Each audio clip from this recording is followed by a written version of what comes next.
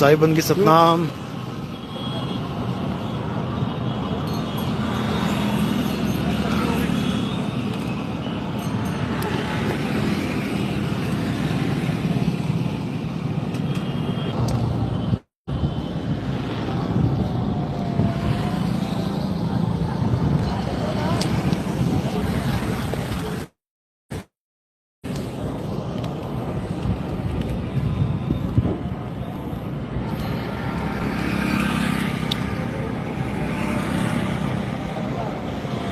तो आज मालिक की कृपा से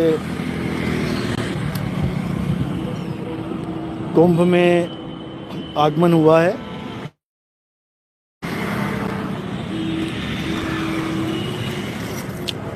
क्योंकि ये बहुत महत्वपूर्ण कुंभ है। ये कोई आम कुंभ नहीं है। 144 सालों के बाद ये कुंभ आता है और जीवन में एक ही बार आता है।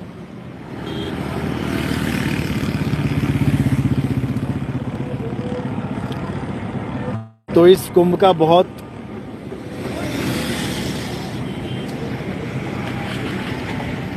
बड़ी इम्पोर्टेंस है हमारे जीवन में। बस हमने इस कुंभ को समझ जाना है। क्योंकि अगर इस कुंभ को समझ लिया तो सारा खेल समझ में आ जाएगा। क्योंकि ये कुंभ इम्पोर्टेंट इसलिए भी है क्योंकि ये कलयुग का आखिरी कुंभ कहला रहा है।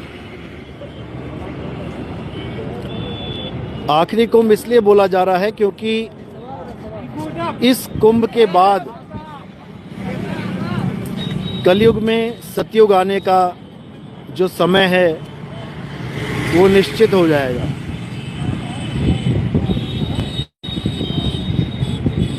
ये कुंभ 13 तारीख को स्टार्ट हुआ था और हमारा आगमन 13वें ही दिन हुआ है। क्योंकि आप जानते हो कि सब 13 ही 13 है यहाँ पे।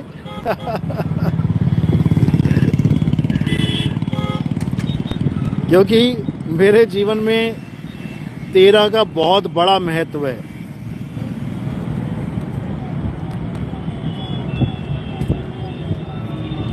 और 13 यानी मालिक का,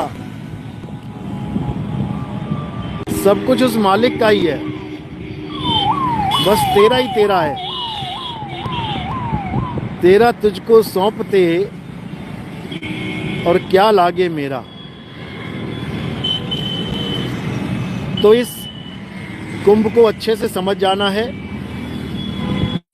ये कुंभ उनके लिए है जो अभी अध्यात्म की तरफ बढ़ रहे हैं।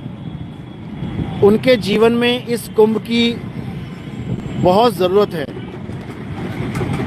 लेकिन जो लोग हायर स्टडीज़ में पहुंच चुके हैं, जो इन क्लासेस को लांघ चुके हैं, वो अच्छे से समझ लें कि ये कुंभ हमारी काया ही है। इसी में मंथन करना है और इसी में अमृत की बूंद पड़ी है। उस अमृत की बूंद को पाना है। जो उस अमृत की बूंद को पी लेगा,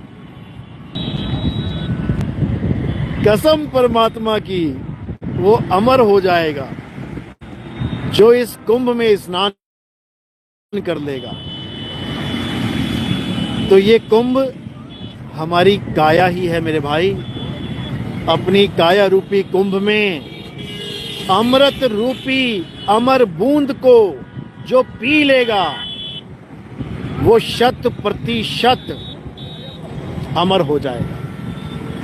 उसको कोई अमर होने से रोक नहीं सकता। अमर ने, मन ने, इस कली काल ने ऐसा जाल बुन दिया है कि अमर भी अमर होने का वरदान मांगता फिर रहा है। सतयुग द्वापर त्रेता बीत गया अमरता का वरदान मांगते मांगते, लेकिन अब कलयुग में ऐसा समय आया है कि सबको अमरता का वरदान मिलेगा। जो अमरता का वरदान प्राप्त करना चाहेगा बिना मांगे मिलेगा। बिन बोलिया सब कुछ जानदा और किस आगे कीजे अरदास। ये तुम्हें बिना मांगे मिलेगा। बस तुमने क्या करना है, तुमने मोहर लगवानी है। करे करावे आप पे आप और मानस के नहीं कुछ भी हाथ। अब यहां तुमने केवल मोहर लगानी है और जो मोहर लगवाता जाएगा वो अमर होता जाएगा, उसको कोई रोक ही नहीं सकता अमर होने से। तो ये कुंभ बहुत जरूरी है इस बार का, और अच्छे से इस कुंभ को समझ लो। जल में कुंभ, कुंभ में जल है और बाहर भीतर पानी। फूटा कुंभ जल जल ही समाया और बूझे बिरला ज्ञानी। तो कबीर साहब समझा रहे हैं कि जल में कुंभ और कुंभ में जल है। अब यहां पर भेद है, अच्छे से समझना है। कई लोग क्या भरमाने लग जाते हैं कि देखो कुंभ के अंदर जल बताया कबीर साहब ने, यानी परमात्मा इस शरीर के अंदर है। इन नादानों को ये नहीं पता कि साहिब कह रहे में कुंभ और कुंभ में जल है। ये नहीं समझ में आ रहा किसी को। समझ लो अच्छे से। अगर इस आकाश रूपी, जो निराकार रूपी, आसमान रूपी जो फैला हुआ है, अगर तुम इसको जल मानोगे, फूटेगी, मृत्यु निश्चित है, तो बिना किसी भक्ति के जल जल में समा जाना चाहिए। क्योंकि जब फूट ही गया कुंभ तो जल में समाएगा, लेकिन ऐसा नहीं है। ये कुंभ अनंतों बार बन चुका है, अनंतों बार। क्यों बन चुका है? क्योंकि कुंभ के अंदर का जो पानी है उसे बाहर का पानी नहीं मिल रहा है मिलने के लिए। एक घड़े का पानी दूसरे घड़े में डाल दिया जा रहा है, दूसरे घड़े का पानी तीसरे घड़े में पड़ रहा है, तीसरे घड़े का पानी चौथे घड़े में पड़ रहा है। तो घड़ा तो जल में ही है, लेकिन घड़े का जो पानी है वो बाहर जल में मिल नहीं पा रहा है। वो एक घड़े से दूसरे, दूसरे घड़े से तीसरे, तीसरे घड़े से चौथे, अनंतों जन्म बीत गए। इसी कुंभ को धारण करते करते सतयुग बीत गया, त्रेता बीत गया, द्वापर बीत गया। इन्हीं कुंभों में नहाते नहाते आज भी हम यहीं खड़े हैं, इसी नदी के किनारे। क्यों? कारण क्या है? अगर सतयुग में कुंभ में नहाए होते, मुक्ति मिल गई होती, तो त्रेता में ना आते। त्रेता के कुंभ में नहाए होते तो द्वापर में ना आते, और द्वापर के कुंभ में नहा लिए होते तो कलयुग में ना आते। लेकिन कलयुग में बैठे हुए हैं अभी, और कलयुग में भी कुंभ नहाने की तैयारी कर रहे हैं। इस बार भी वापस आना पड़ेगा। अगर वापस नहीं आना चाहते हो तो इस काया रूपी कुंभ को समझ लो। इस काया रूपी कुंभ को, कुंभ यानी घड़ा, ये काया रूपी घड़ा, इसी में जीवात्मा फंसी है और ये सोच रही है कि मैं किसी नदी में जाके स्नान कर लूं तो मेरी मुक्ति हो जाएगी। समझ लो कहां जाके मिलना है, समझ लो। फूटा कुंभ जल जल ही समाया और बूझे बिरला ज्ञानी।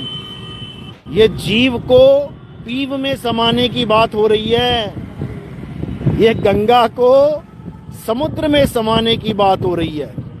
लेकिन लोगों को नहीं समझ में आ रहा, इसलिए बार बार जन्म मरण में धक्के खा रहे हैं। दिक्कत ये है। तो इस बार इस कुंभ को अच्छे से जान लो, अच्छे बस यही चाहते हैं। तो जैसे ही ये कुंभ फूटेगा तो क्या करना है, जैसे ही ये काया छूटेगी तो क्या करना है, इस जल को उस जल में समा जाना है। यानी सुरत समाए शब्द में और वाको काल न खाए, और जाप मरे अजपा मरे अनहद भी मर जाए। तो अब जाप, अजपा, अनहद इन सब भक्तियों को किनारे कर देना है और आत्मज्ञान की भक्ति को जानना है। उसी से कल्याण होगा, अन्यथा कल्याण होने वाला नहीं है, नहीं है, नहीं है।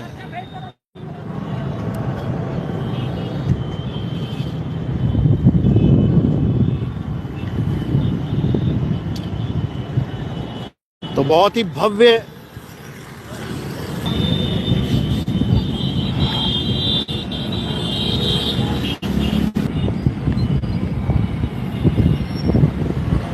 तो बहुत ही रमणीय दृश्य है।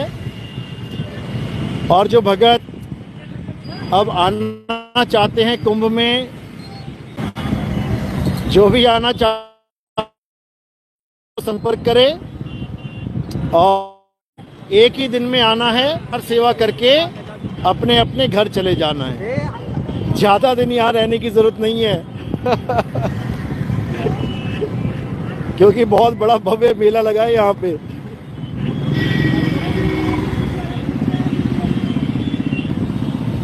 सतनाम सतनाम सतनाम।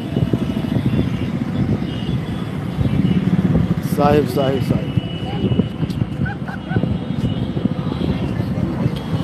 तो आज कुंभ का 13वां दिन है और जैसे कि 13 ही तारीख को ये कुंभ स्टार्ट हुआ है और 13वां पंथ ही पूरे संसार को असली कुंभ में स्नान करवाने के लिए प्रकट हो चुका है। अब केवल हिंदू नहीं, सारे संसार के सब धर्मों के, सब पंथों के, सब संप्रदायों के जीव इस कुंभ में स्नान करेंगे और अमृत की बूंद को प्राप्त करेंगे, जन्म मरण से मुक्ति प्राप्त करेंगे। अब वो समय आ गया है, काल के 12 पंथों का खात्मा और परमात्मा 13वें पंथ का उजागर, जिसके लिए जिस समय का जिक्र किया था वो समय अब आ चुका है। हिंदू धर्म में युग परिवर्तन के लिए राम जी, श्याम जी इनकी बात नहीं करी।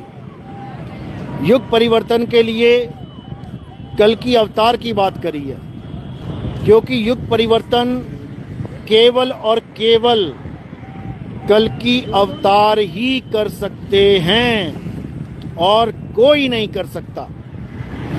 मुसलमानों में इसी कल्कि अवतार को आखिरी इमाम यानी आखिरी अवतार इमाम मेहदी नाम से याद किया गया कि इमाम मेहदी आएंगे और पूरे संसार को एक कर देंगे, भाईचारे की ऐसी लहर चला देंगे, ह्यूमैनिटी इंसानियत का ऐसा पाठ पढ़ा देंगे कि माहौल बिल्कुल वैसा हो जाएगा जैसा मोहम्मद साहब